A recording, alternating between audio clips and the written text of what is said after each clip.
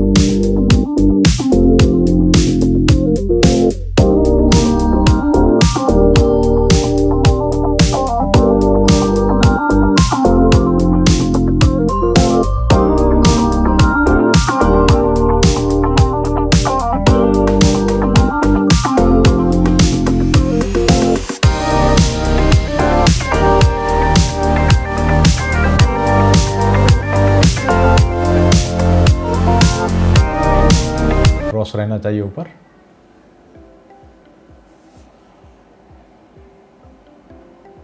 तो दोस्तों इसी तरह ये शोल्डर की कटिंग होती है। एक और हम फॉर्मूला बताएंगे शोल्डर की कटिंग करने का।